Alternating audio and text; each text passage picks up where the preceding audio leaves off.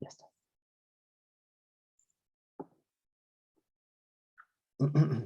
Entonces estábamos viendo estas curvas, que son las curvas isotérmicas y las curvas adiabáticas, son importantes porque nos permiten hacer ciertos análisis cualitativos.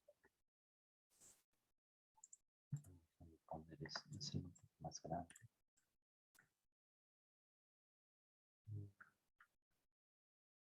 Bueno, aquí la voy a dejar.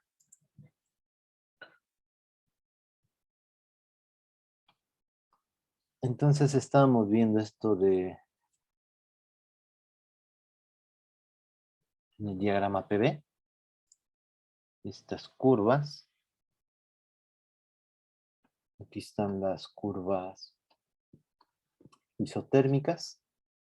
Todo está para el gas ideal, pero como les he estado reiterando, o sea, es un modelo que bastante, o sea, las cosas que se obtienen para el gas ideal se pueden generalizar.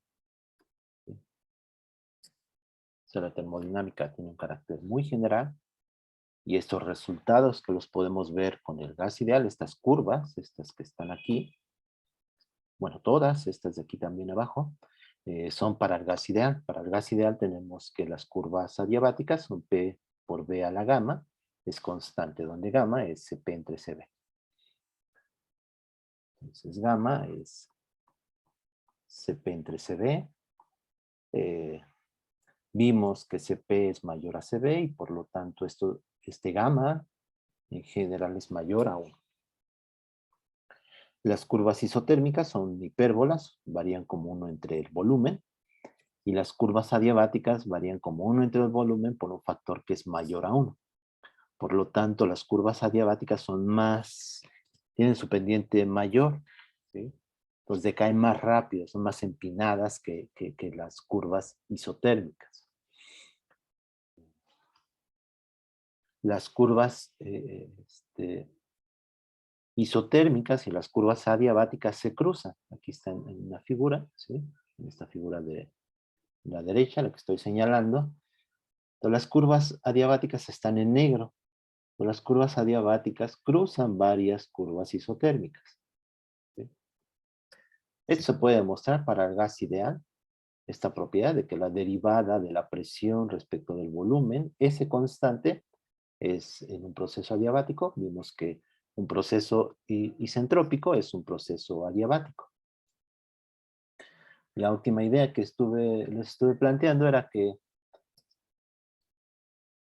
cuando encontramos estas curvas, que son las curvas adiabáticas, pues lo hicimos a partir de la diferencial del calor, suponiendo que dQ es igual a 0, es decir, que no hay intercambio de calor del sistema, del gas con los alrededores. Entonces lo que encontramos fueron precisamente curvas, estas curvas, ¿sí? Y estas curvas están parametrizadas por una constante, ¿sí? O sea, encontramos que PB a la gamma es una constante.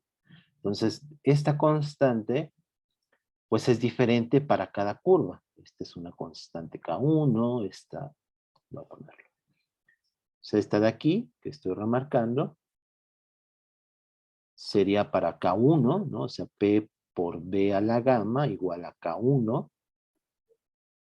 Luego otra curva diabática estaría parametrizada de igual manera, PB a la gamma, por otra constante K2. Y así. Entonces, una curva diabática es de la forma P por B a la gamma igual a una constante, y esta constante parametriza esa curva. Entonces, ya iba a decir lo que en realidad significa que exista una función, es decir, son curvas de nivel, ¿sí? Pero al ser curvas de nivel, significa que hay una función, hay otra función que identificamos, y esa función precisamente es la entropía, ¿sí?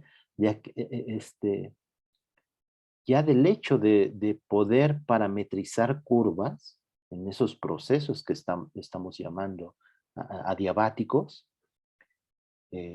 significa que es una familia de curvas, ¿sí? De curvas con la misma estructura parametrizadas por diferentes constantes. Y esa constante es precisamente una función.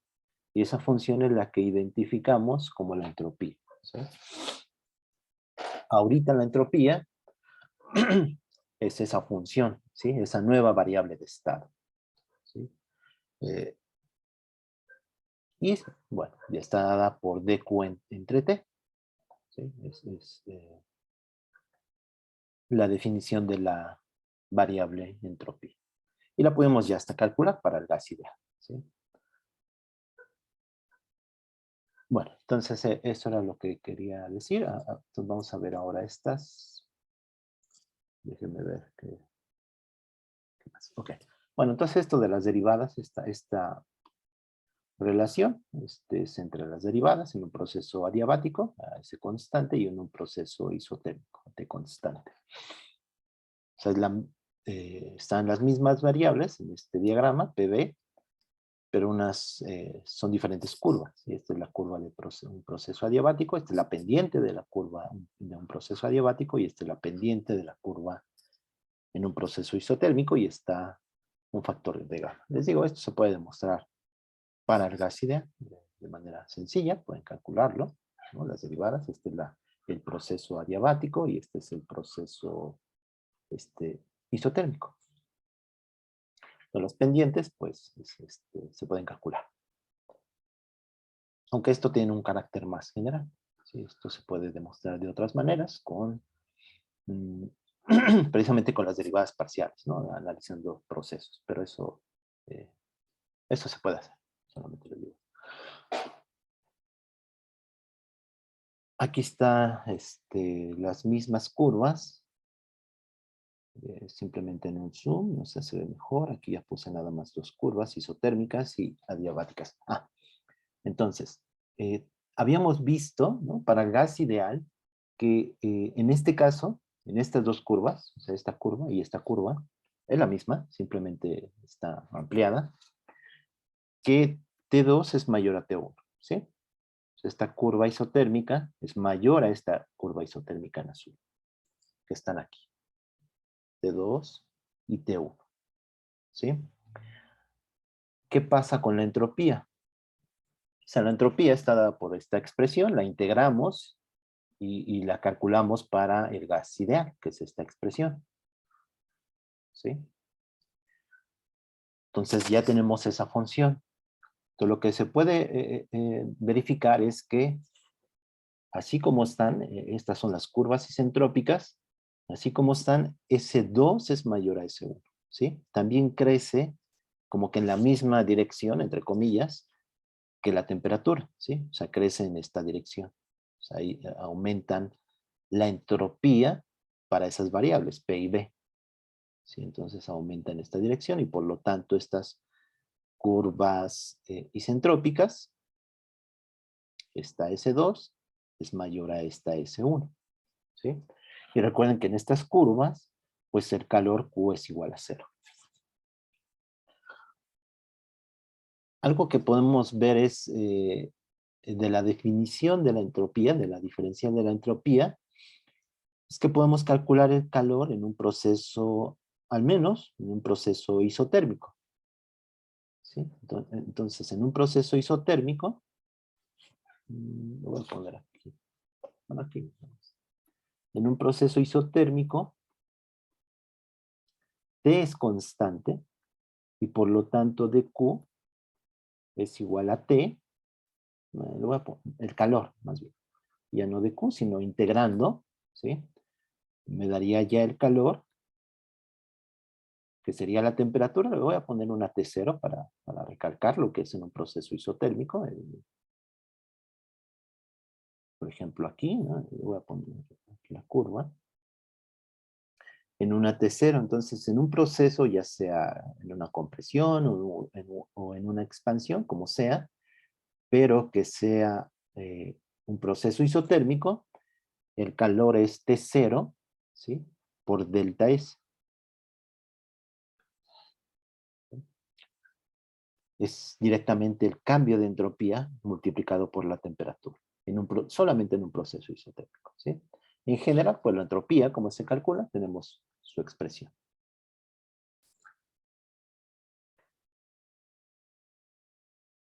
Esta expresión, que solamente es para un proceso isotérmico, nos da nos da idea de los signos, ¿sí?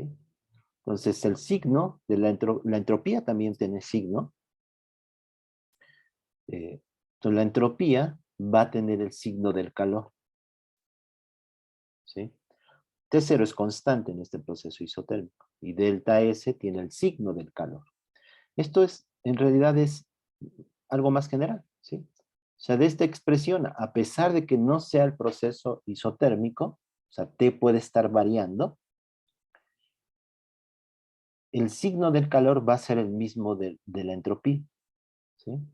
Entonces, el signo de Q es el signo de delta S. Recuerden que en cuanto a la energía y la entropía, calculamos cambios, ¿sí? O sea, no respecto de una S0, sino que siempre son cambios, ¿no? Entonces, la entropía inicial se puede calcular, tenemos sus expresiones, ¿sí?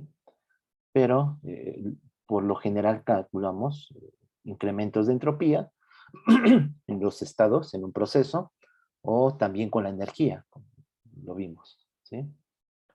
Y les había dicho, pues, que una pregunta sería, ¿qué pasa con la entropía cuando T va a cero? O sea,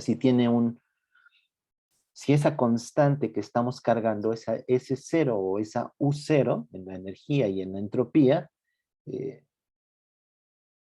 si tienen algún sentido o si las podríamos calcular, ¿sí?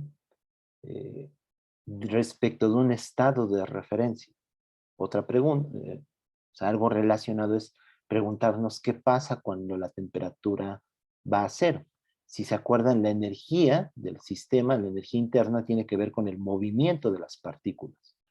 Entonces, una pregunta sería, ¿qué pasa cuando la temperatura va a cero? ¿Sí? Y eso tiene que ver con la tercera ley de la termodinámica. O sea, tenemos valores para esa entropía, esa S0, que en principio es constante, una constante aditiva, pero tenemos su valor en T igual a 0. Y eso es parte de la tercera ley de la termodinámica. Entonces, ahorita el signo del calor es el signo de la entropía, ¿sí? Entonces, fíjense, podemos hacer este análisis. Déjenme ver. Lo voy a hacer en estas gráficas.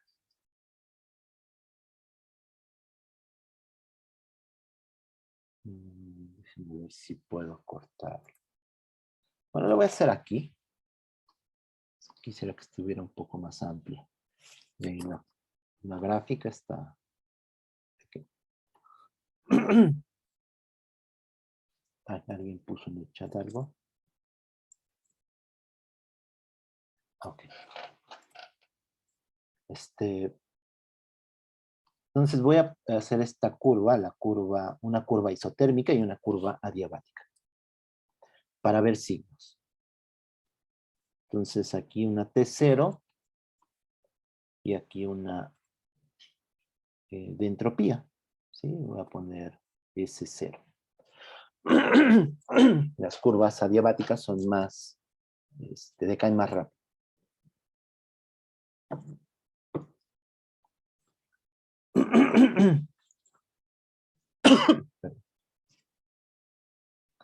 Entonces, ¿qué pasa con los signos? Vamos a analizar los signos del calor y la entropía. Entonces, lo importante es que un punto, aquí estamos pensando otra vez que es el diagrama PV, pero un punto, por un punto cualquiera, ¿sí? De presión y volumen, o de esa superficie de la ecuación de estado, pasa siempre una curva adiabática y una curva isotérmica. ¿Sí? De hecho, aquí después vamos a ver el diagrama TS, o el espacio TS. ¿Sí? O sea, esto nos da idea que precisamente cualquier punto, cualquier estado termodinámico de equilibrio, recuerden que cada punto pues, es un estado de equilibrio, está parametrizado por una entropía y una temperatura. ¿Sí? O sea, todo el espacio lo podemos o sea, hacer una malla, o sea, así como si se acuerdan en coordenadas cartesianas X y Y, pues es cuadricular todo el espacio, ¿sí? Aquí en termodinámica, pues el espacio de estados de equilibrio lo podemos cuadricular en el diagrama presión y volumen, pero también podemos hacer como una malla de entropías y de temperaturas, ¿sí? Bueno, entonces, lo que ahora quiero ver es los signos, ¿sí? Entonces, por un punto siempre pasa una curva isentrópica y una curva isotérmica. Entonces, ¿qué pasa si yo me muevo de ese punto? ¿Sí? Voy a ponerlo en verde. Si se dan cuenta, hay 4 regiones, ¿sí? Esta de aquí, le voy a poner 1, 2, 3, 4, ¿sí? ¿Qué pasa? Y el punto original es este que está en negro, le voy a poner A. ¿Qué pasa si yo me muevo a la región 1? ¿Qué pasa con delta S? ¿Qué signo tiene? Entonces vamos a ver delta S y delta T.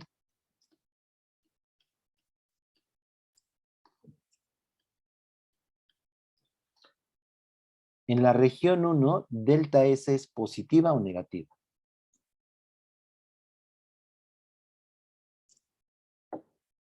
Me voy a regresar a estas otra vez.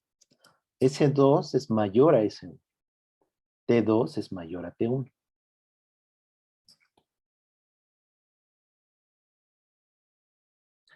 Entonces, la región 1, ¿qué pasa con delta S? ¿Es positiva o negativa? Y con delta T.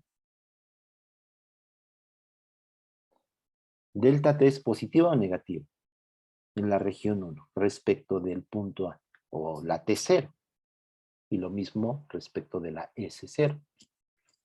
¿Qué me pueden decir?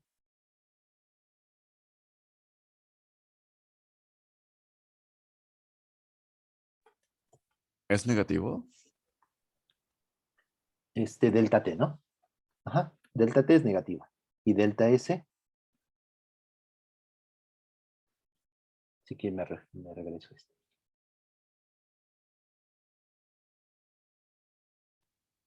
Lo quería hacer aquí, pero es lo mismo. ¿Sí? Entonces, delta S, fíjense que, ¿cómo está S? Pues sería, por ejemplo, esta S1, ¿sí? Entonces, aquí pasa otra curva isentrópica. La voy a dibujar. ¿Sí? Entonces, esta S1 es mayor a S0. Porque aquí S2 es mayor a S1. Entonces, delta S también es positiva. Digo positiva. La delta T es negativa. No quiero encimar demasiadas curvas para que se vea claro. ¿De acuerdo? Eso es en la región 1. ¿Qué pasa en la región 2? Como es delta S, delta T, y lo mismo en todas. Aquí en la 3, ¿qué pasa con delta S? ¿Qué pasa con el signo de delta T? Aquí también delta T y delta S.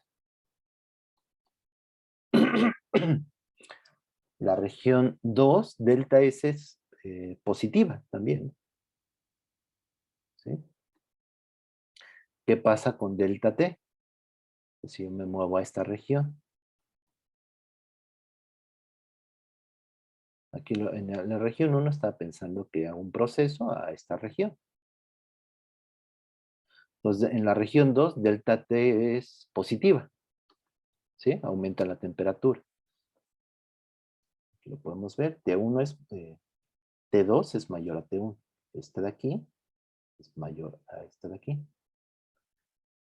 Y así nos podemos ir. Para la región 3, delta S es negativa.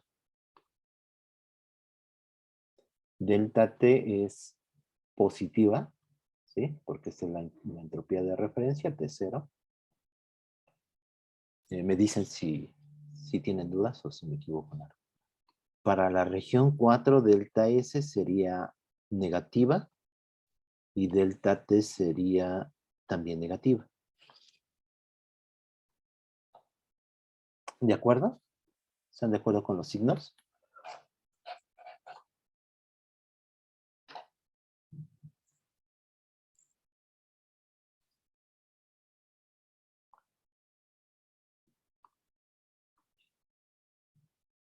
Bueno, entonces el signo de la entropía es el signo de calor.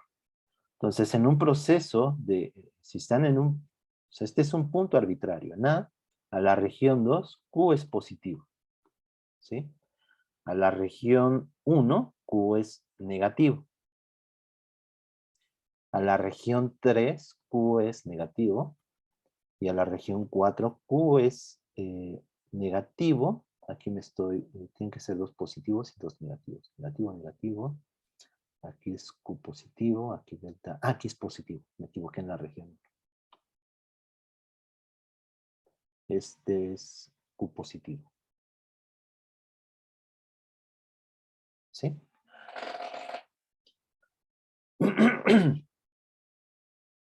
Entonces hay algunos que son bastante claros. Por ejemplo, a la región 2, en un sistema que aumenta su temperatura, el calor, recuerden que, o sea, el calor Q es positivo, nosotros le llamamos que entra al sistema, ¿sí? O sea, el signo, eso de decir que entra o que sale, no es más que una forma de decir las cosas, pero se entiende bastante bien, bastante claro. El calor no es un fluido, no es el calórico no existe, pero nos da una idea, ¿sí? Entonces el calor entra, o sea, eso de que entra, pues otra vez, ¿no? Es simplemente una manera de decir las cosas.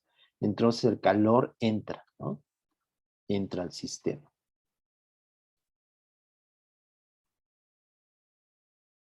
Porque hay un aumento de temperatura, ¿sí? Pero vean la región 1, la temperatura disminuye, pero aún así el calor es positivo. Y negativo, decimos que sale.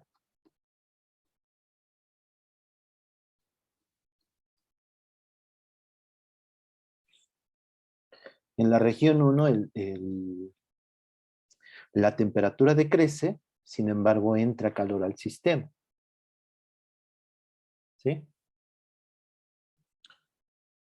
Y eso sucede porque hay una...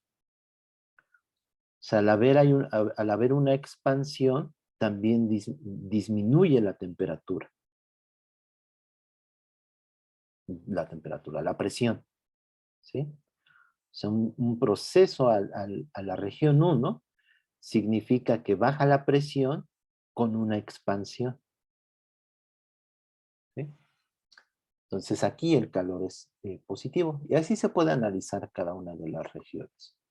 Ya no voy a continuar con ese análisis, pero lo mismo. ¿Sí? Entonces en las regiones podemos ver cómo va el calor. Y también podemos ver cómo van las capacidades caloríficas. Yo así lo hicimos. Definimos la capacidad calorífica CB y CP a volumen constante y a presión constante. ¿Sí? Esos serían procesos, pues, de esta manera. A volumen constante sería un proceso así, sobre esta línea. Y a presión constante sería por esta línea. Ya sea que disminuya el volumen o que aumente, lo que sea, pero es en estas, pues voy a remarcar, en estas direcciones respecto de ese punto. ¿Sí? Entonces vean, aquí se ve claro que CB y CB, o sea, las capacidades caloríficas, CB es dQ en dt, o sea, el calor necesario para aumentar la temperatura en un proceso a volumen constante. Entonces pueden ver que es positiva, porque delta T y el calor, o sea, no tiene mucho sentido. O sea, traten de cuidar ¿no? de decir delta Q, ¿sí? Porque no tiene sentido delta Q, porque las deltas las solemos emplear cuando son variables de estado, ¿sí? Entonces, delta Q no tiene mucho sentido. En algunos libros a veces se usa, pero sobre todo cuando se está analizando la ecuación de calor, ¿sí? Porque ahí también tiene que ver con una diferencial y se escribe una ecuación diferencial que es la ecuación de calor. Pero no tiene mucho sentido decir delta Q, ¿sí? Pero bueno, es el calor, ¿sí? Q. Entonces Q es positivo y delta T, ese sí, tiene sentido de decir delta T, es positivo en esta región y en esta región de aquí, en la 4 y en la 2. Y la CP pues también es positiva, pero puede haber capacidades caloríficas que tengan signo negativo. Una que fuera la región 1 o que fuera la región 3, donde hay un cambio de Q es negativa y delta T es positiva. Entonces en estas regiones la capacidad calorífica es negativa.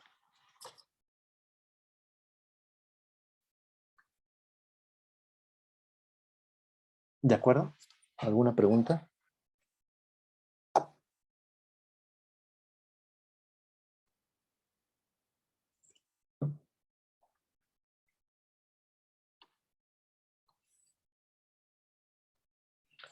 Bueno, entonces seguimos. Entonces vamos a ver ahora el trabajo en un proceso adiabático. No habíamos visto la expresión del trabajo en un proceso adiabático.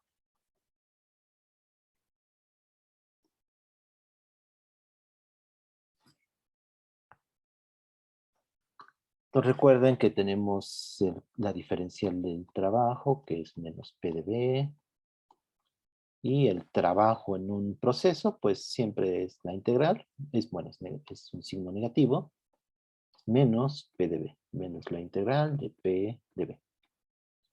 De un volumen B1 a un volumen B2. Entonces, en un proceso adiabático sabemos que P por B a la gamma es una constante.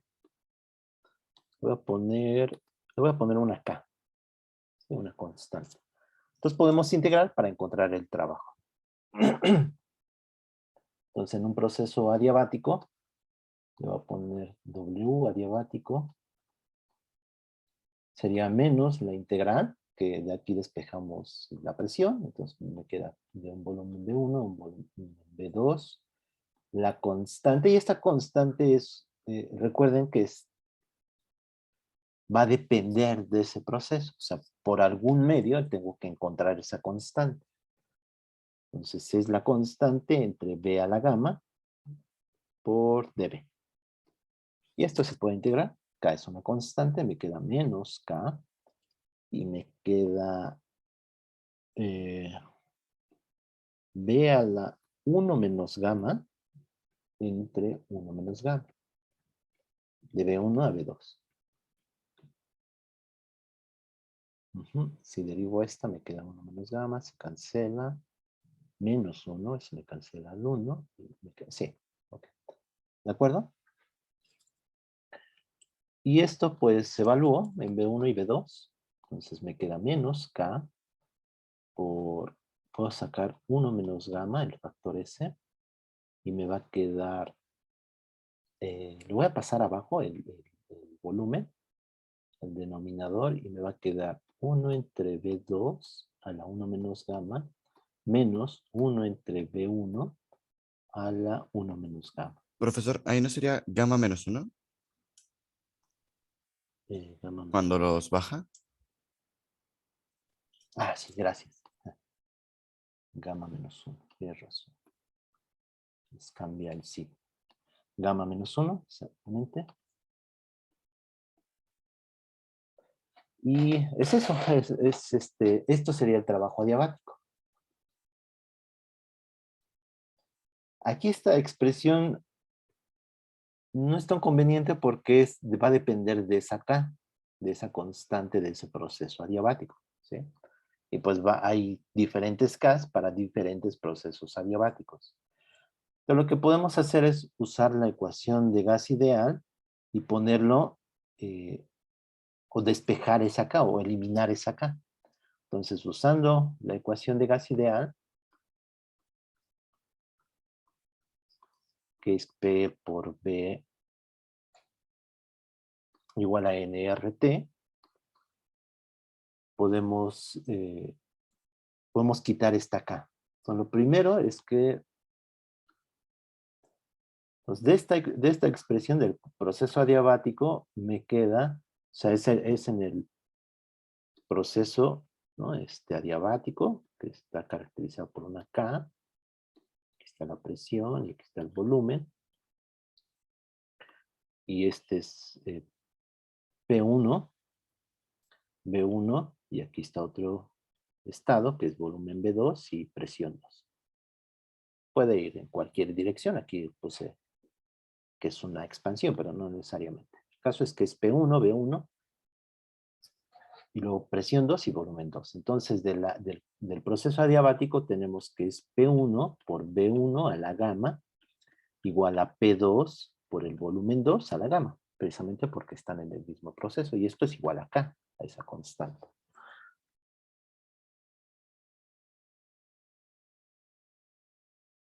Ahora,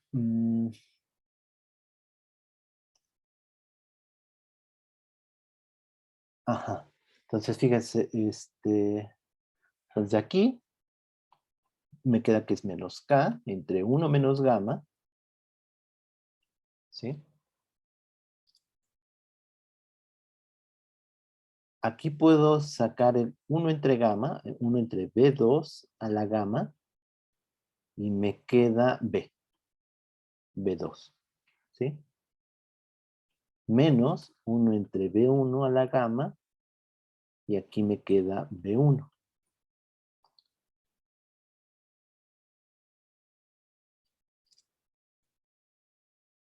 Creo que nada más con esta expresión podemos ya quitarnos K. Entonces, fíjense, de aquí vamos a...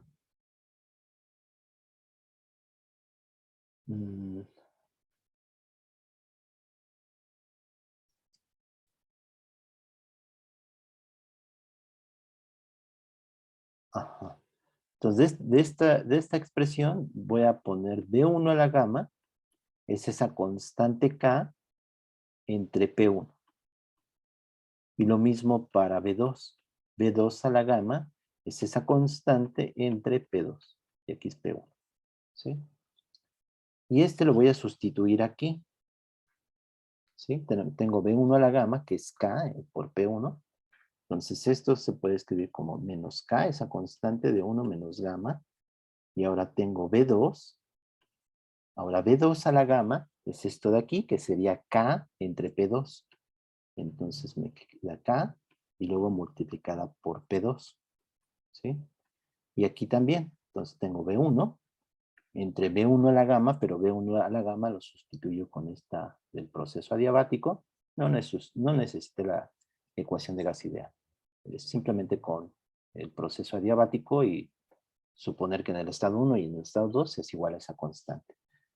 Entonces aquí B1 a la gamma es K, esa constante K por entre P1, y ese P1 pasa arriba al numerador. Finalmente, pues se me cancela acá. Ya se puede escribir lo siguiente. Este signo lo puedo meter adentro y esto, o ponerlo aquí en el denominador. Entonces va a quedar B2, P2, menos B1, P1, aquí es P1, me equivoqué, P1 entre, y aquí hay un signo negativo, entonces lo voy a cambiar aquí. Entonces queda gamma menos 1. Entonces finalmente el trabajo adiabático es igual a, se puede escribir así, B2, P2, menos B1, P1, entre gamma menos 1.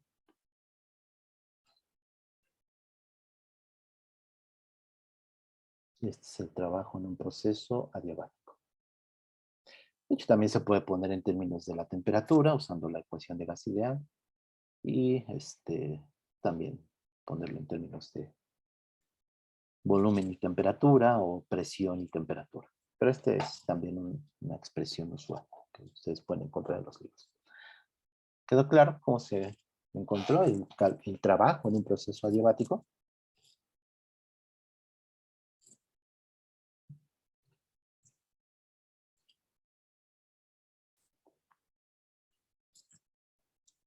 Esa es una manera, ¿sí?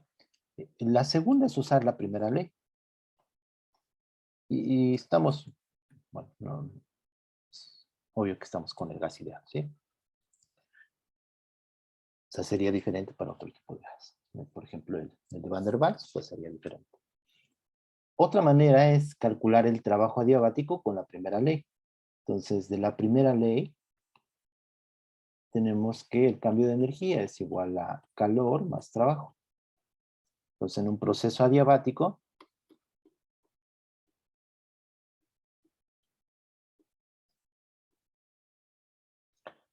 pues Q es igual a 0. Y me queda que el trabajo adiabático es el cambio de energía. De hecho, el libro, si revisan el libro de Szymanski-Dietmar, una manera de llegar al concepto de energía interna es a través de procesos adiabáticos. Hay diferentes procesos adiabáticos. Eh, lo vimos, hay procesos cuasiestáticos y no cuasiestáticos. Eh, pero lo que se observa experimentalmente es que en todos los procesos adiabáticos el trabajo siempre es el mismo, que se obtiene de aquí, ¿sí? Pues una manera de llegar a ese concepto de energía interna es eso, ver, o sea, medir experimentalmente eh, que el trabajo adiabático, que se puede hacer de diferentes maneras a un sistema, siempre es el mismo. Entonces, al ser siempre en el mismo, eso implica que hay una función, y esa función es la energía interna. Esa es la forma en la cual se puede llegar al concepto de energía interna. Y en el libro de Szymanski-Dietmar se hace de esa manera. Bueno, entonces el trabajo adiabático es el cambio de energía, pero el cambio de energía ya sabemos que para un gas ideal es CB delta T. ¿Sí? Entonces el trabajo adiabático también se puede calcular como CB delta T. Entonces ahí tienen dos expresiones, que de hecho es la misma, o sea, pueden demostrar, ¿sí? Con la ecuación de gas ideal, si este delta T va a ser T2 menos T1,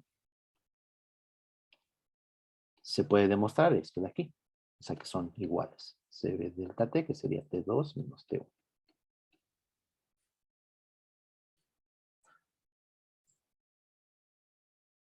Entonces, cuando uno empieza luego a veces a calcular procesos y usar la primera ley y cosas de este tipo, el trabajo adiabático a veces se nos complica y pues hay que integrar y cosas de ese tipo, pero hay una manera bastante sencilla que es, si fuera gas ideal, pues es el cambio de energía solamente.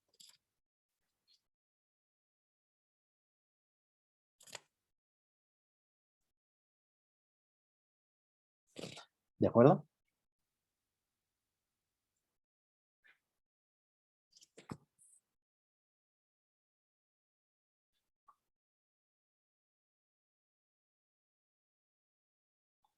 Bueno, entonces vamos ahora a ver lo de teorema de equipartición, continuar con lo que hace algunas clases vimos de teorema de equipartición y modelo cinético de los gases. Pues déjenme poner ahí mejor las notas. Ahí tengo unas figuras. Aquí está.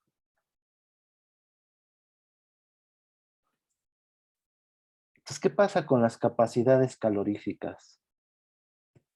Eh, Les había comentado que las capacidades caloríficas, bueno, son unas funciones de respuesta, son susceptibilidades y son las que se pueden medir. O sea, la energía no podemos medirla directamente.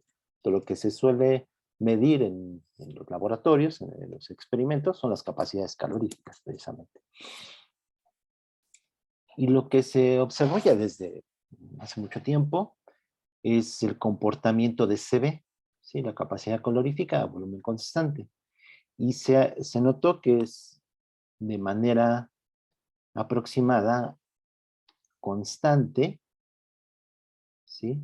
Pero en ciertas regiones de la temperatura. Aquí en la figura este es algo más o menos real, ¿sí? Y en esta curva en el eje X es logarítmica. O sea, este comportamiento es constante en un rango amplio de temperaturas. Eso es lo que eh, significa, ¿sí? Pero cambia conforme la temperatura aumenta, ¿sí? El valor, de hecho, es 3 medios, ¿sí?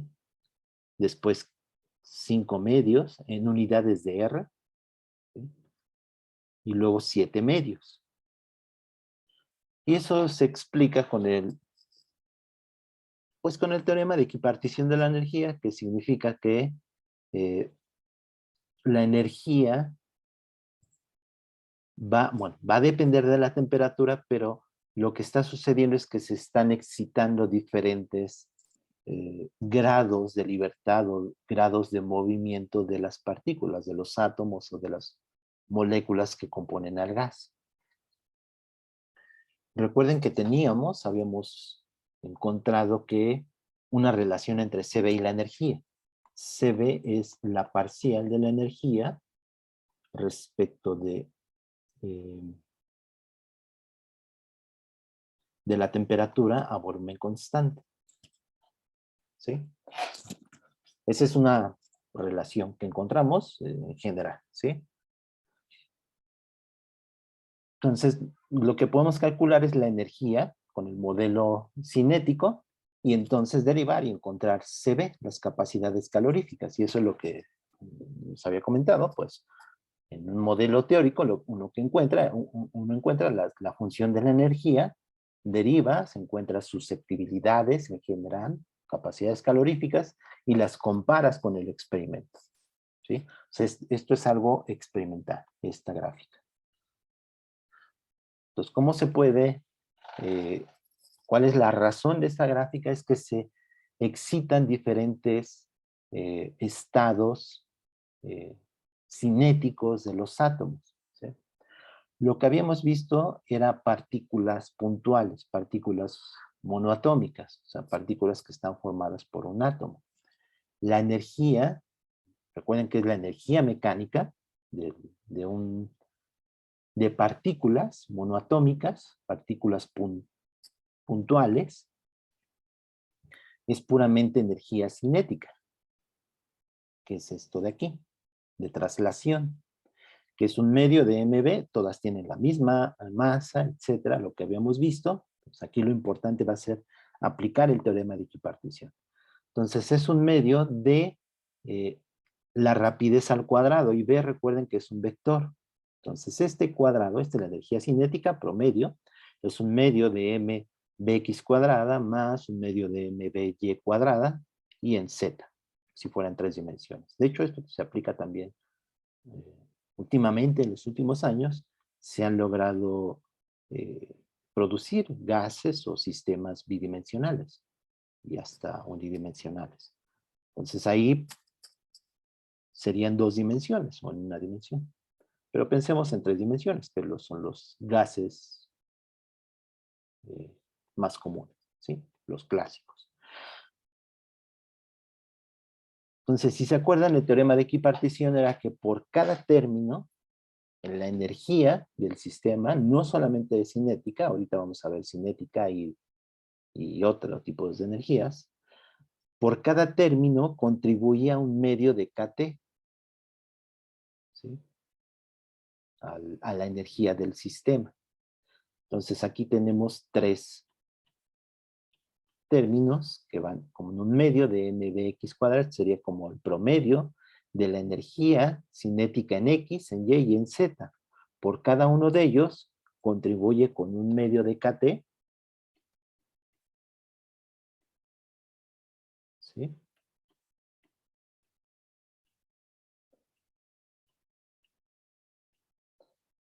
Entonces se suman y tenemos 3 medios de kT. Esta es la energía, o sea, este es el teorema de equipartición. Aquí estamos aplicando el teorema de equipartición de la energía. Y me dice que el promedio de la energía de traslación es 3 medios de kT, ¿sí? Les había dicho que no tiene sentido que una partícula tenga temperatura, eso no significa, sino que esto todo es estadístico. Pero esta es la energía, si el sistema, suponemos que son partículas puntuales, esta sería la energía del sistema y esta sería su energía interna. ¿Sí? Verificamos que solamente depende de la temperatura, que lo que habíamos visto con el experimento de Joule-Kelvin. Entonces, palomita, ¿sí? Y esta es nuestra energía con el modelo cinético. Entonces, la energía del sistema es esta de aquí, que sería 3 medios de NKT, ¿sí? Esta es la energía de una partícula, esta es por partícula.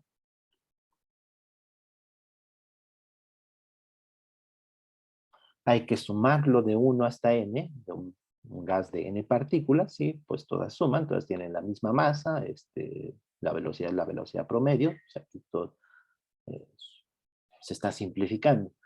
Entonces saca un factor de n por el número n de partículas.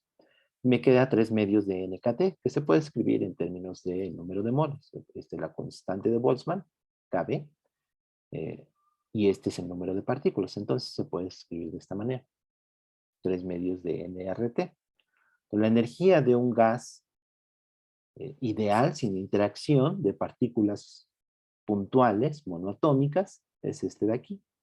Ya lo habíamos visto. U de T es igual a 3 medios de nRT. Y CB es la parcial de la energía respecto de la temperatura volumen constante. Esta no depende del volumen, ya lo habíamos visto también. Entonces de aquí deducimos quién es CB, que es 3 medios de NR.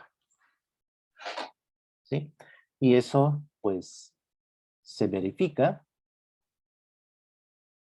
en el experimento, que es 3 medios. Sin embargo, si se va aumentando la temperatura, CB aumenta, y aumenta pues suavemente en cierta región, pero ya después toma un valor de 5 medios.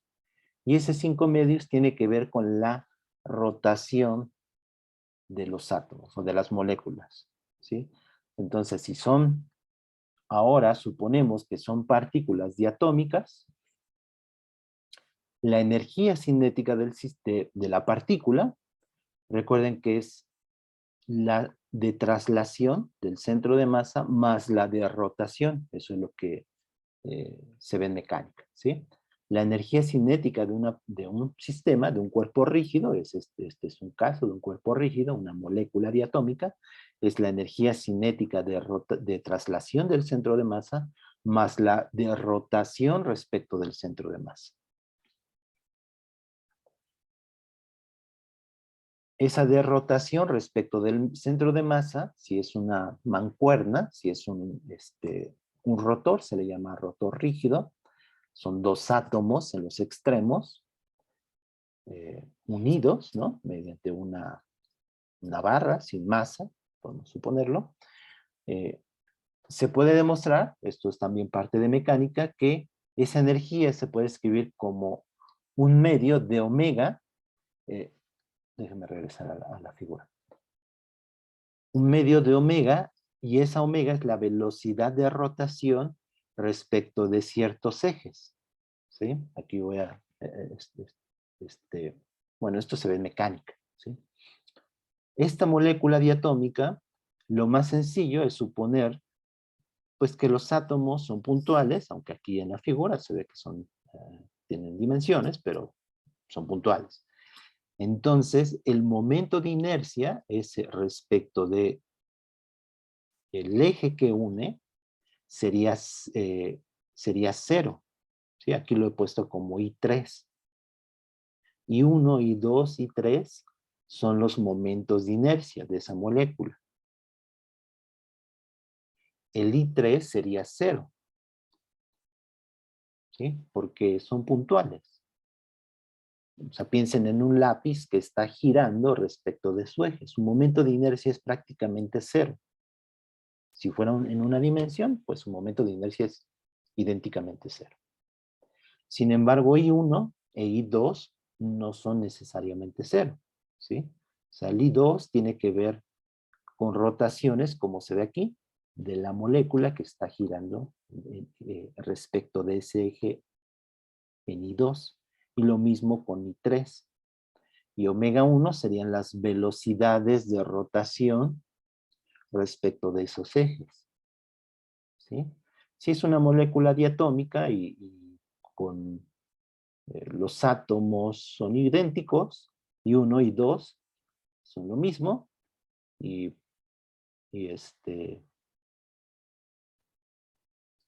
omega 1 y omega 2, bueno, pueden ser diferentes, pero I1 y I2 serían iguales. Bueno, lo importante es que ahora tenemos un término adicional a la energía de esa partícula. Sigue siendo energía cinética, pero es energía de traslación más energía de rotación. Eso acuérdense de mecánica. O sea, no es lo mismo una partícula puntual, solamente tiene energía cinética de traslación, a una partícula que tiene dimensiones. ¿Sí? O sea, tiene más energía algo que tiene dimensiones porque puede rotar y eso le da más energía cinética. La energía de esa partícula va a ser la de rotación, la de traslación más la de rotación. La de traslación va a ser esta misma, pero ahora con el centro de masa. Y la de rotación va a ser esta de aquí, esto que está aquí en la ecuación 133, que es un medio de I1, omega 1 cuadrado, más un medio de I2, este es I2. Aquí supuse que son el mismo. I1 es igual a I2, que es lo que dije ahorita. Entonces la de rotación sería un medio de I1, omega 1 cuadrado, más la de rotación respecto de I2, pero supongo que es el mismo. Entonces me da un medio más un medio, aplicando teorema de equipartición de la energía, que es lo que está aquí. Un medio de I omega 1 cuadrado es igual a, en el otro eje, y es un medio de KT. Entonces esto de rotación, la energía de rotación me da un término adicional que es KT. Entonces los 3 medios que tenía de traslación más el de rotación me dan 5 medios de NRT o NKT.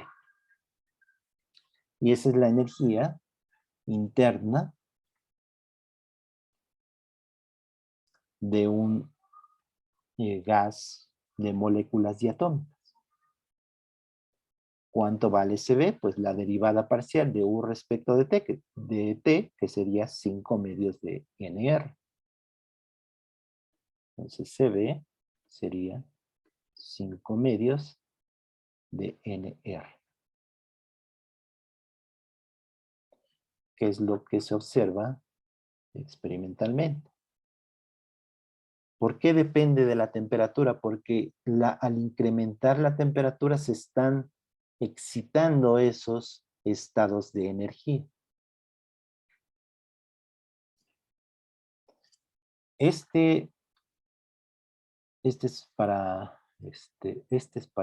partículas monoatómicas, para diatómicas, y después se observa que aumenta otro KT, y ese se debe a vibraciones. O sea, las moléculas diatómicas, adicional a que, bueno, son como un rotor rígido, también pueden vibrar respecto del centro de masa, que está aquí en esta figura.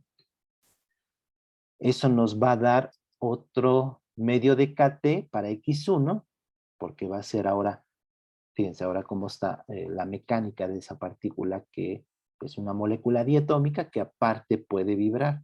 O sea, se está trasladando, tiene energía cinética de traslación, puede rotar respecto de esos dos ejes, tiene energía cinética de rotación y aparte tiene energía cinética de vibración.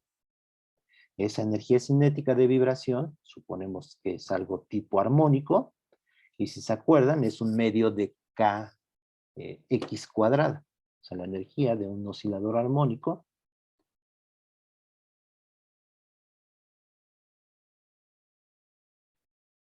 es un medio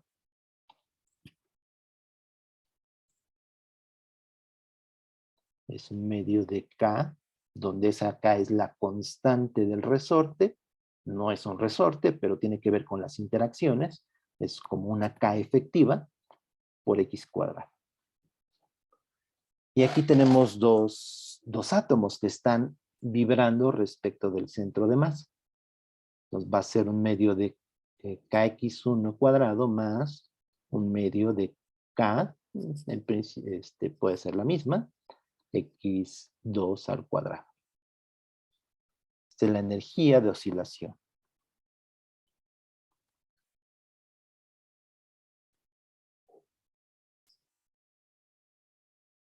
¿Sí? Aquí está, yo lo puse aquí en las notas. Sí, es esto de aquí, un medio de kx cuadrada. Todos son promedios. Suponiendo que es la misma constante, esta es la constante del resorte, una constante efectiva, tiene que ver con las fuerzas de interacción que unen esa molécula, esos dos átomos. Cada término en esa energía me da un medio de KT. Entonces, la energía de vibración va a ser en x1 al cuadrado más en x2 al cuadrado, que me da un medio de KT más un medio de KT, me da KT. Entonces, para una molécula diatómica que aparte tiene vibraciones, pues tenemos estos tres términos. Sigue siendo puramente energía cinética, o sea, no hay interacción, sigue interacción entre moléculas. O sea, hay interacción entre los átomos que unen las moléculas, pero entre molécula y otra molécula del gas no interactúan. Entonces tenemos energía de rotación, digo de traslación, de rotación y de vibración. Tres medios de KT, ya vimos, para la traslación, una KT para la rotación y otra KT para la vibración. Y eso me da 7 medios de NKT o 7 medios de NRT. Entonces la energía, que solo depende de la temperatura, sigue siendo ideal en el sentido de que no interactúan los átomos o moléculas del gas, pero tienen energías, su energía cinética es diferente. Si es monotómico o es una molécula y aparte vibra. Bueno, es 7 medios de NRT. Y por lo tanto se ve que es la parcial respecto de T, es 7 medios de NR. Que es lo que se observa, lo que se mide experimentalmente.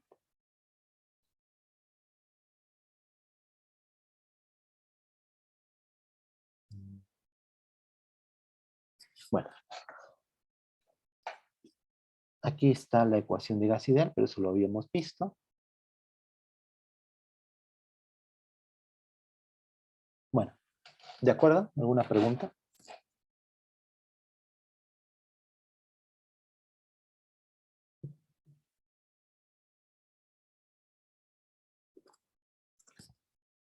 Déjenme ver rápido solamente el modelo del sólido cristalino,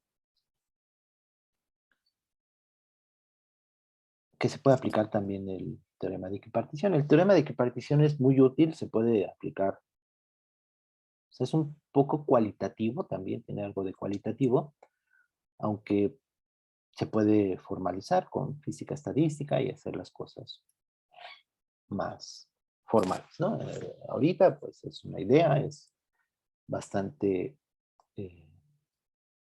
cualitativo, si lo podemos ver así. Entonces, otro modelo que podemos abordar con el teorema de equipartición o aplicar el teorema de equipartición es un modelo de un sólido cristalino. Un sólido cristalino son átomos que están unidos a través de resortes. ¿Sí? Ese es un modelo de un sólido. Un sólido ordenado, eso es un sólido cristalino. O sea, hay sólidos amorfos, hay cosas más. Pero este es el más sencillo, y son átomos igualmente espaciados en 3 dimensiones, pues son planos, ¿no? En las 3 dimensiones, y están unidos por resortes, y ese resorte, una vez más, tiene que ver con las interacciones, pero podemos verlos como potenciales armónicos. Eso es lo importante. Y cada átomo, o sea, si ven, cada átomo está unido con resortes en las 3 dimensiones, en el plano, bueno, en el eje X, en el eje Y y en el eje Z. ¿Sí? Entonces, ¿cuál es la energía mecánica de cada átomo? Es una energía de vibración en la coordenada X, en la coordenada Y y en la coordenada Z. ¿Sí? Entonces tiene energía de traslación, pero aparte tiene energía. Fíjense que este es un modelo donde sí hay interacción. De hecho, son de los pocos sistemas que se pueden eh, resolver o que se pueden estudiar desde un punto de vista teórico que interactúan.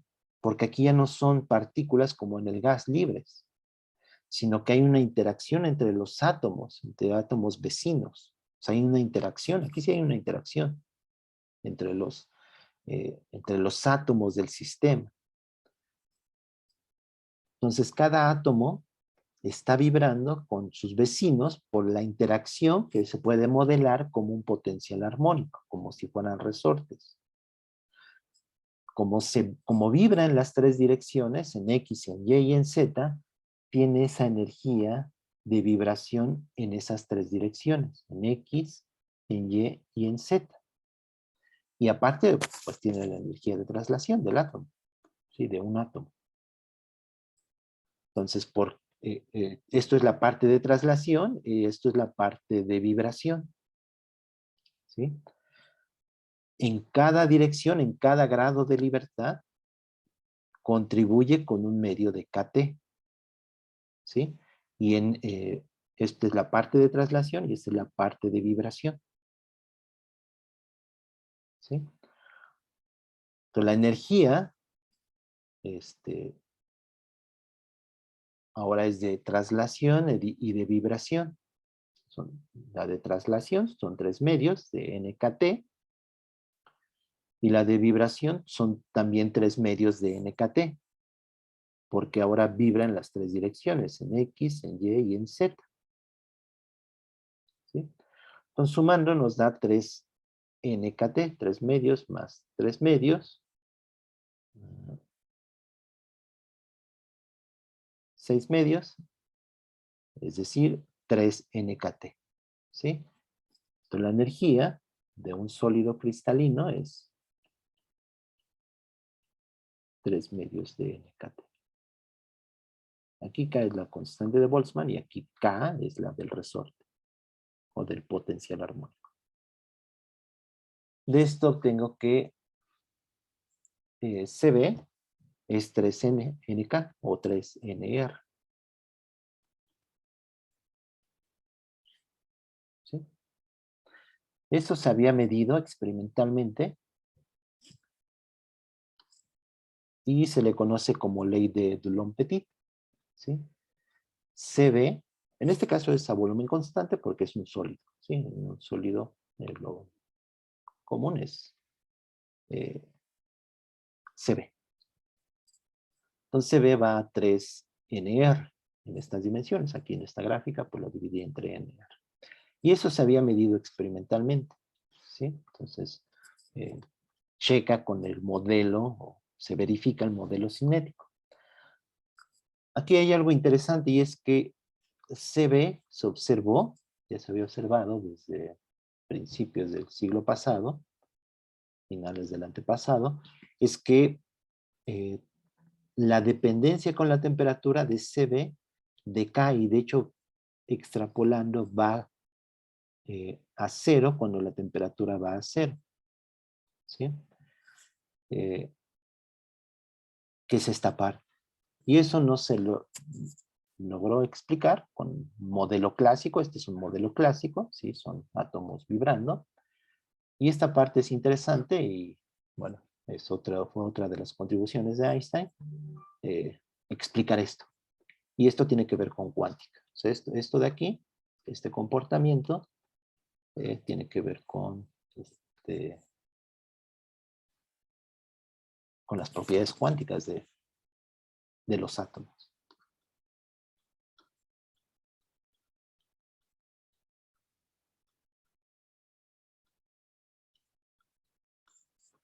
Sí, y es una de las cosas que hizo Einstein, y de hecho, pues si recuerdan o si han leído, Einstein fue de los primeros que empezó a aplicar eh, los modelos cuánticos, ¿no? Lo que había encontrado Planck. Entonces, este modelo del sólido cristalino, esta parte de que la temperatura vaya a cero, de hecho aquí tiene otro comportamiento extraño más todavía, temperatura que todavía más baja, aplicó los conceptos cuánticos, el hecho de que la energía es discreta, y vio este comportamiento, o explicó este comportamiento que se había medido experimentalmente. Y esto es un modelo, se explica con un modelo cuántico del sistema cristalino, el sólido cristalino. Aquí lo que van a ver es que el oscilador armónico está cuantizado. Bueno, eso ahora se los quería comentar. Ok. Bueno, entonces ya tenemos lo importante que quisiera que no se perdieran era las capacidades caloríficas. ¿Sí? Explicar este comportamiento. Entonces ya tenemos CB y CP. Bueno, tenemos una relación entre CB y CP para el gas ideal, pero ya sabemos cuánto vale CB para un gas monoatómico y un gas diatómico. Dicho eso, quería resaltarlo. O sea, el hecho de que CB, recuerden que CB es el calor necesario para aumentar la temperatura en un sistema. O sea, tiene que ver con la energía que se puede ceder a un sistema. Pero eso depende de las propiedades microscópicas de los sistemas. O sea, nunca vemos las moléculas. Son, este, son microscópicas, pero tienen un efecto en las propiedades macroscópicas de CB. Entonces, no es realmente obvio y no es algo por desestimar, ¿sí? O sea, es algo muy importante, o sea, las propiedades microscópicas, cómo interactúan, o sea, el hecho de que un átomo se pueda, eh, se pueda caracterizar como una partícula monoatómica, o que tenga esas propiedades de que es rota y sea una molécula diatómica, que es la imagen que tenemos, repercute en sus capacidades caloríficas, que es algo que podemos medir de forma macroscópica en los sistemas, en los gases. Entonces es algo que no es por desestimar, ¿sí? Es algo importante. Otra cosa aquí ahorita que estaba hablando de este comportamiento de T igual a, cercano a la temperatura igual a cero, era algo que no, no lo dije, de hecho no sé si, bueno, sí, lo voy a decir una vez. Y esto es de la entropía, ¿sí? O sea, seguramente han escuchado o leído ¿Cuál es la tercera ley de la termodinámica? La tercera ley de la termodinámica, hay diferentes versiones, pero una de ellas es que la entropía, cuando la temperatura tiende a cero, la entropía va a cero. O sea, cuando la temperatura va a cero, esta es la tercera ley, la entropía va a cero. Y aquí en la expresión de la entropía del gas ideal, pues cuando la temperatura va a cero, pues este logaritmo diverge. Entonces la expresión de la entropía de un gas ideal no satisface la tercera ley.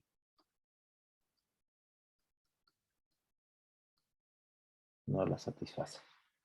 Pero precisamente porque es un gas ideal, es un gas sin interacción. Y cuando la temperatura baja, las interacciones entre átomos es más evidente. Bueno, eso era algo que quería comentarles alguna vez. Lo recordé. Ok. ¿Preguntas?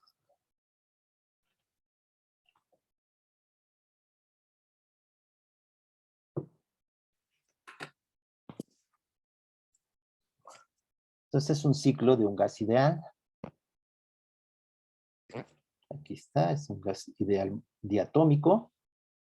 Se sabe T3, se conoce, bueno, se dan valores de T3, de T1 y P3. ¿Qué es un ciclo? Pues es un proceso compuesto de varios subprocesos, si lo quieren ver así, pero de tal manera que siempre regresa al mismo estado, ¿sí? Es decir, son procesos que forman una curva cerrada, ¿sí? Eso es un ciclo. Entonces el ciclo va de 1 a 1 a 2, y luego de 2 a 3, y después de 3 a 1, ¿sí? Entonces de 1 a 2, luego a 3, y luego regresa a 1. De 3 a 1 es un proceso adiabático. De 1 a 2 es un proceso isobárico, a presión constante. Y de 2 a 3 es un proceso isocórico, a volumen constante. Isocórico.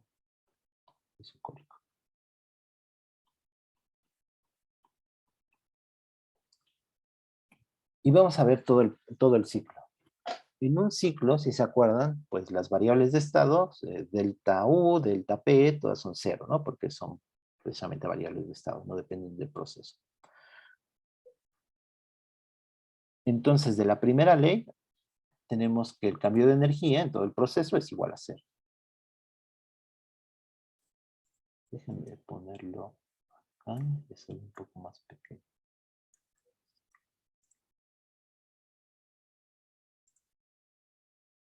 Okay.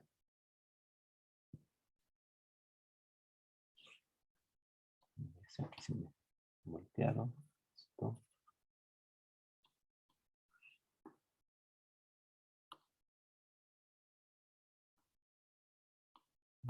Tenemos Q igual a 0.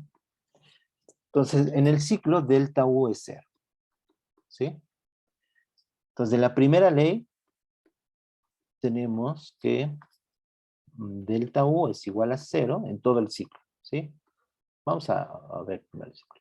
Entonces, delta U es igual a 0 y por lo tanto, esto es Q más W. Y Q total y W total en todo el ciclo. Entonces, de aquí tenemos que Q total es igual a menos WT. T es T total. ¿Qué me pueden decir de los signos del trabajo? Es el que, puesto que es el diagrama PV, lo podemos identificar su signo de manera inmediata. W es positivo o negativo.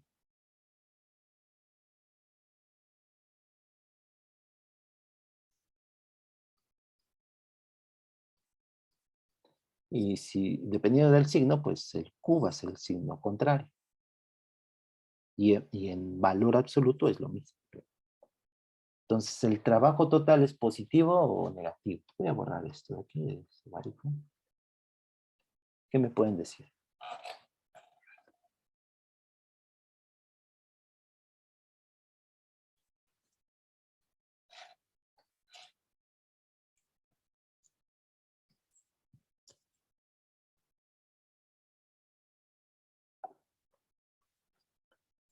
Fíjense que de 1 a 2 es una compresión. ¿Sí? Entonces, de 1 a 2 es una compresión y el trabajo es, Es negativo, ¿no? en la compresión va a ser positivo. Ah, ¿Sí? De 1 a 2 es positivo. De 2 a 3 no hay trabajo. O sea, el trabajo de 2 a 3 es 0. Y el trabajo de 3 a 1 es una expansión y es negativo. ¿Sí? Recuerden que el trabajo dW es igual a menos PdV. Y vean que el trabajo de 3 a 1 es mayor al trabajo de 1 a 2, porque es el área bajo la curva. En los ciclos, el trabajo es el área encerrada. También lo habíamos visto en algún momento. Entonces esto, bueno, esto es el trabajo. Si el ciclo, vean que si se recorre en dirección de las manecillas del reloj y bajo esta convención con este signo, el trabajo total es positivo. Entonces aquí el trabajo total es negativo, perdón. ¿Sí? ¿Sí les quedó claro? El trabajo total es negativo. Va de nuevo. De 1 a 2 es positivo. Sería esto de aquí. Esto de aquí. Y luego de 3 a 1 sería toda el área. Lo voy a poner con otro color. Todo esto. Vean que de 3 a 1 es mayor que de 1 a 2. Entonces, cada uno tiene signo. Y el trabajo total es eh, trabajo de 1 a 2 más de 3 a 1. Pero cada uno tiene signo. Entonces, el trabajo total es negativo porque el de 3 a 1 le gana en magnitud al de 1 a 2. ¿Sí? Entonces esto es negativo, es lo que está aquí. De 1 a 2 sería bueno, ya lo puse aquí. Ya no lo voy a revisar. ¿De acuerdo? Entonces el calor, el calor total que entra o sale del sistema va a ser positivo, porque tiene un signo adicional en ese ciclo. Vamos con el calor. Déjenme borrar. En el proceso de 3 a 1, pues es adiabático, entonces Q es igual a 0. De 1 a 2, ¿qué pasa con el signo del calor?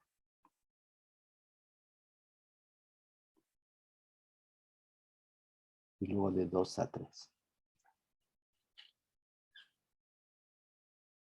Aquí voy a poner, de 1 a 2 el trabajo era positivo, este es negativo, pero vean que el trabajo de 3 a 1 en valor absoluto es mayor al trabajo de 1 a 2. Ahora, ¿qué pasa con el calor? De 1 a 2 será positivo, negativo y el de 2 a 3.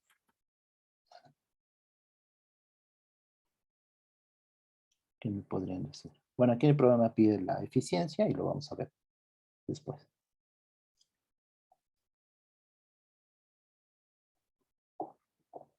¿Qué me podrían decir de 1 a 2? ¿Cómo es el calor?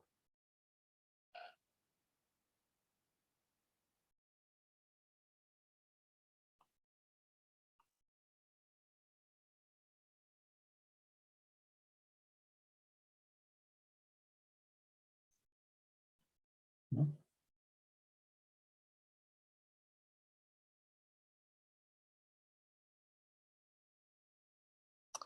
¿Qué pasa también con las temperaturas? T1, bueno, no los voy a poner. T1, T2 y T3. ¿Quién es mayor, quién es intermedia y quién es menor? ¿Cuál es la menor temperatura? La 1. O sea, T1 y después ¿cuál sigue? T3 y no conocemos T2. Ah, sí, lo tienes aquí. Gracias. Ok.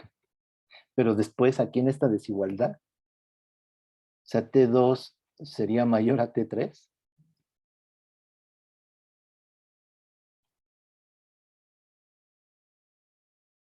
¿Cómo irían estas desigualdades?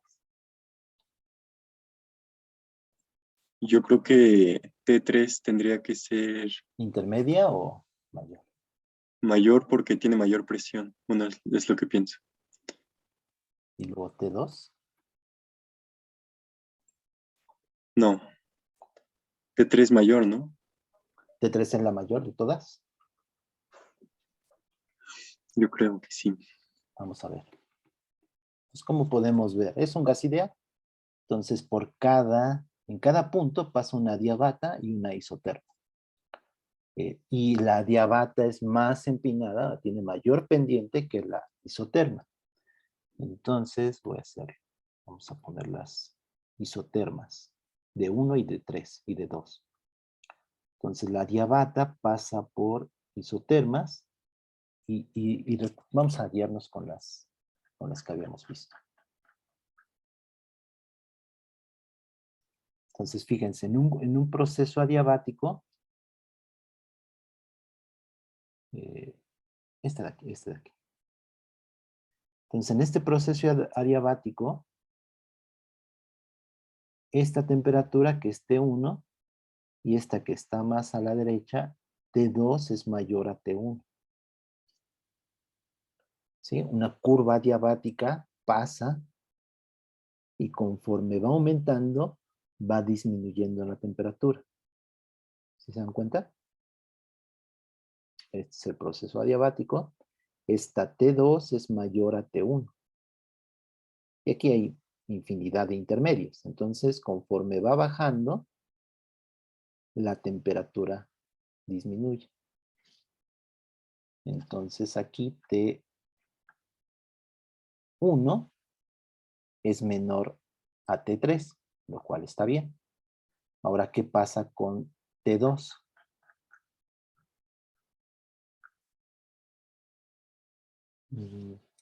¿Cómo lo podemos ver?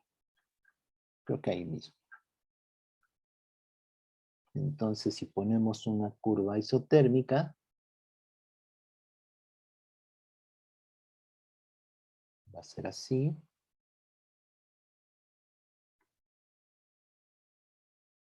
Luego para 3 va a ser así. Y luego para 2, para 1, perdón, va a ser así. Entonces T2 es menor a T1. Entonces aquí va T2. Y aquí va T1. Y luego T3.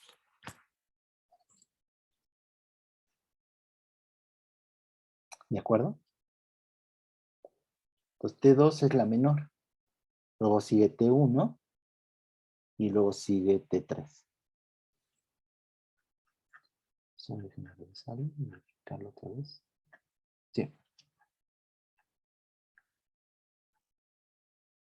¿De acuerdo? Entonces, de 1 a 2, pues disminuye la temperatura, ¿sí? Entonces, Q1, 2, ¿qué signo creen que va a llevar? Y Q de 2 a 3, aumenta la temperatura. Entonces, ¿qué signos va a tener? Ahorita después los vamos a verificar.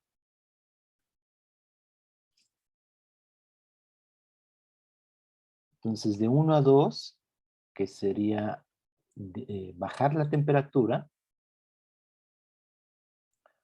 Q de 1 a 2 sale del sistema, ¿sí? Entonces aquí este va a ser negativo y este va a ser positivo. Aquí entra el sistema. De hecho, aquí otra pregunta. Fíjense, por la primera ley encontramos que, bueno, la primera ley, delta U es igual a 0, el trabajo es igual al calor, con signo contrario. O sea, una pregunta. Aquí vamos a encontrar que cambian de signo. O sea, uno es positivo y otro es negativo. Entonces, algo que nos podríamos preguntar es que si en este ciclo todos los calores, o sea, los calores que intercambia el sistema en los diferentes procesos intermedios, tuvieran un solo signo. Aquí vamos a encontrar que cambien de signo, pero nada me impide que a lo mejor los dos fueran positivos o los dos negativos. ¿Sí? Bueno, aquí en este caso tenemos, por lo que vimos, que el trabajo es negativo, todo. El calor total va a ser positivo. ¿Sí? Entonces una pregunta sería si todo el calor entra al sistema, es decir, si todos los calores intermedios son positivos. Si en el proceso 1 a 2 a lo mejor podría ser positivo. Entonces aquí hay algo interesante y ese hecho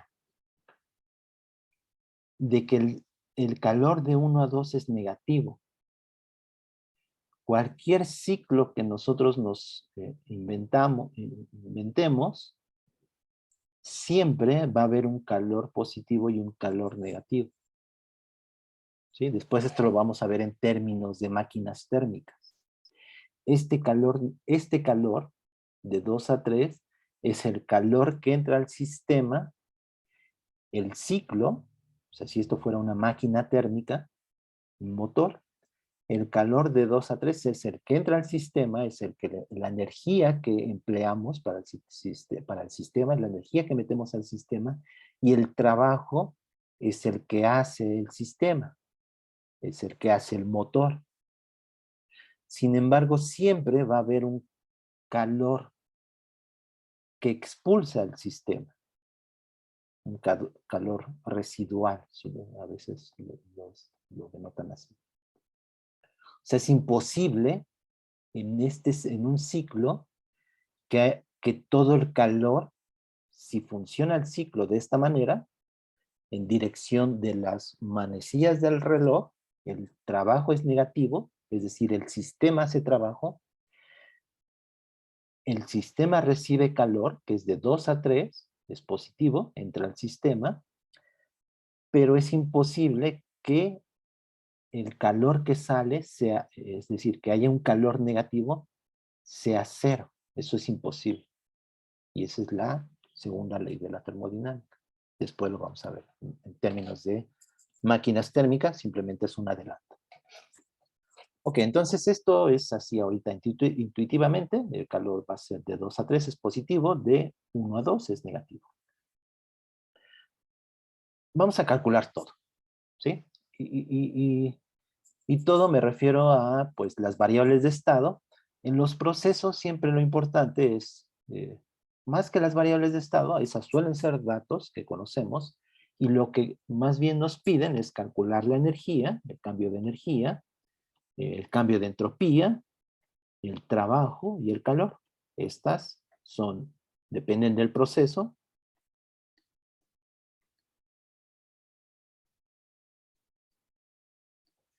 Y estas de aquí no dependen del proceso, ¿sí? Son variables de estado.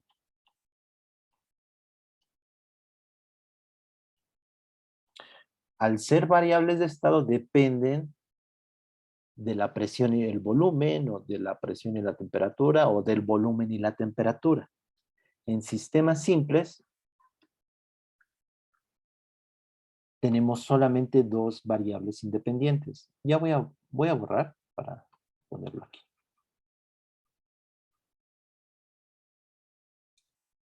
Entonces, en cada estado, en 1, en 2 y en 3, tenemos todas esas variables de estado que ya tenemos. Tenemos P3, voy a poner en rojo, P3, B3, T3, U3, S3 y ya, ¿no? Pero les digo, esta energía y la entropía, pues las podemos, en principio les podemos dar su valor en el estado 3 o en el 1 o en el 2, en un estado, pero siempre va a haber una constante. Entonces, lo más común es más bien calcular en un proceso, delta U y delta S, esto que está aquí. Entonces tenemos 3 variables para un mismo estado, para un solo estado, ¿sí? De esas 3 variables, solamente 2 son independientes, las que ustedes quieran. La tercera queda determinada por la ecuación de estado, ¿sí? Los procesos en termodinámica, los ciclos, después hay que calcular eficiencias y ¿cómo se resuelven? Pues como uno más o menos va entendiendo las cosas, sí, hay diferentes maneras, no hay una sola. Entonces mi manera es la siguiente. En cada estado, si conocemos los 3 valores, PBT ya la hicimos, porque conociendo esos 3 valores, podemos determinar delta U y delta S, ¿sí? Porque U y S dependen de PBT, de hecho solamente 2, ¿sí?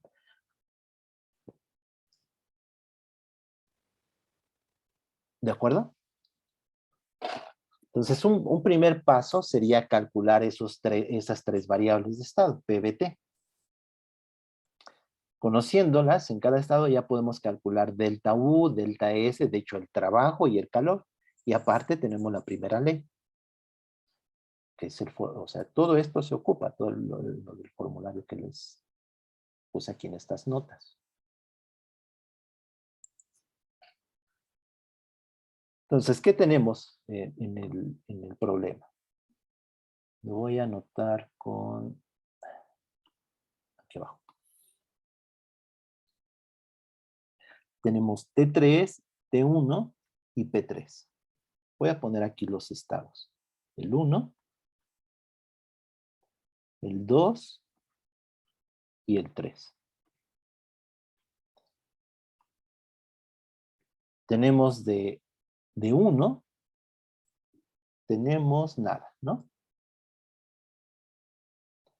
Tenemos T3, tenemos T1, no, sí tenemos T1, y tenemos P3. ¿Qué estado de los 3 ya tenemos completamente definido?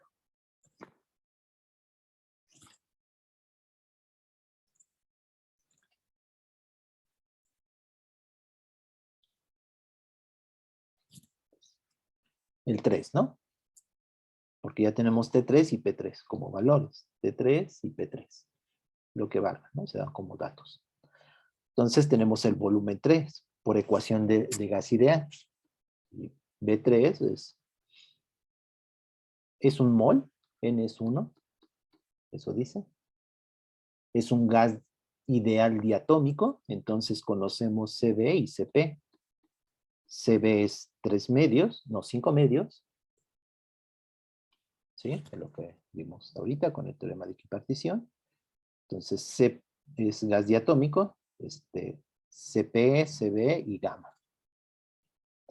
Entonces CB es igual a 5 medios de R, porque N es igual a 1, y CP es 7 medios de R.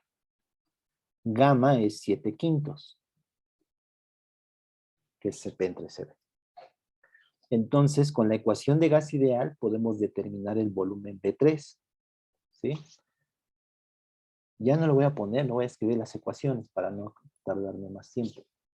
Entonces, con la ecuación de gas ideal, B3 va a ser R por T3 entre P3. T3 lo conozco y P3 lo conozco y por lo tanto B3 lo conozco.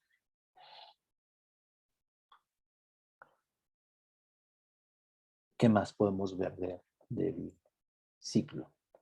Vean que P1 es igual a P2, ¿sí? Porque es en un proceso isobárico. Entonces eso lo podemos poner. Aquí va a ser P1, que es igual a P2. Y aquí podemos poner P2 es igual a P1. También tenemos algo con los volúmenes. Volumen 2 es igual a volumen 3, porque es en un proceso isocórico, a volumen constante. Entonces aquí B2 es igual a B3. Y de aquí ya tenemos B3. Entonces ya tenemos B2. B2, entonces necesito 2 en cada estado para determinar el tercero. Aquí en el 2 no tengo P2. Sé que es P1, pero no conozco P1. La que sí tengo es T1. Pero además, del 1 al 3 o del 3 al 1 es un proceso adiabático.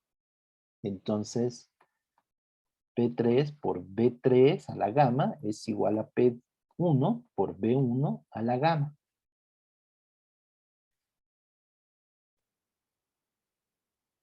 De aquí conocemos B3, ya conocemos el estado T3. O sea, el que ya conocemos es el 3 completo. Entonces esto lo conocemos, P3 y B3. Ahora, P1 y B1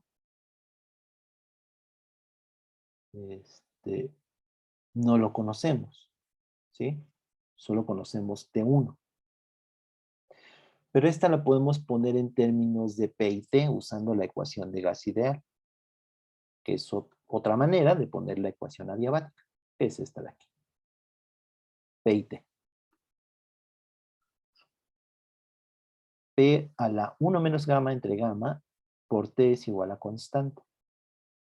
Entonces esta no me combino. Y la que me conviene es P1 por T1 a la gamma menos 1 entre gamma. No, 1 menos gamma, perdón. Ah, sí, esto se puede escribir como T por T a la gamma entre 1 menos gamma, igual a una constante. Lo voy a poner así, es lo mismo.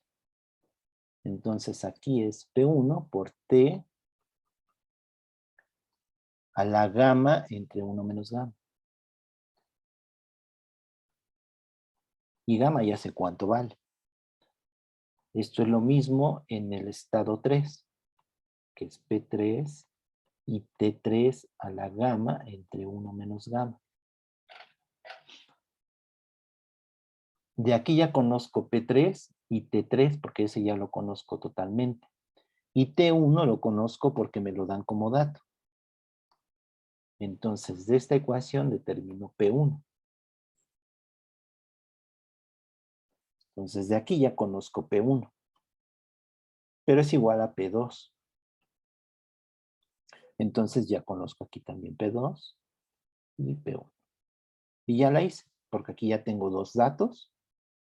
El tercero, que sería el volumen, B1 con la ecuación de gas ideal, que sería igual que aquí, R por T1 entre P1. Pero P1 la determino con esta. Déjenme poner esto de aquí, que sería P1, sería P3 por T3 a la gamma de 1 menos gamma entre T1 elevado a lo mismo, 1 menos gamma.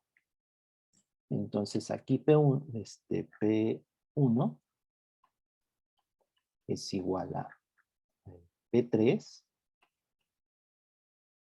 por la razón entre las temperaturas, T3 entre T1 a la gamma entre 1 menos gamma. Entonces aquí ya tengo todo. B1, P1 y T1. Y después al 2 también, porque P2 es igual a P1, B2 es igual a B3, ya lo conocía, Y P3, finalmente, P2, perdón, con la ecuación de gas ideal, que sería RT3, T2, perdón. Aquí hay que tener ¿No sería cuidado. determinar T2, profe? En el 2, Ajá, porque la sí, presión ya la tenemos, sí, ¿no? sí, gracias. Ya me estoy, como ya me terminó el tiempo, T2 es igual a P2 por B2 entre R. PB es igual a NR. ¿Sí? O sea, la ecuación de gasidad. PB igual a NR. Y ya lo tengo. Entonces ya tengo los tres estados. ¿Sí? Ya tengo todo completo en cada uno de los estados. No lo hago con los valores porque me voy a tardar más. Entonces ya tengo cada uno de los estados y ya puedo calcular todo. Bueno, ya calculé todo en cuanto a PBT. Me falta delta U, delta S, Q y W. ¿Sí? Entonces me falta Q, W, delta S y delta U. De estas ya tenemos expresiones. Delta U es igual a CB delta T. Si ya tengo la temperatura en todos los estados, puedo calcular delta T en cualquier estado, en cualquier proceso. 1 a 2, de 2 a 3 o de 3 a 1. Lo mismo con delta S. ¿Sí? Que es estas expresiones que habíamos encontrado la clase pasada. ¿Sí? Está en términos de T y TC. Y finalmente, Q y W los puedo calcular con la primera ley. De hecho, W lo puedo calcular en procesos isotérmicos, isobáricos, isocóricos. En isocórico, pues el trabajo es 0. Y el calor también puedo calcularlo con la primera ley. Ya son las 4, lo voy a dejar aquí.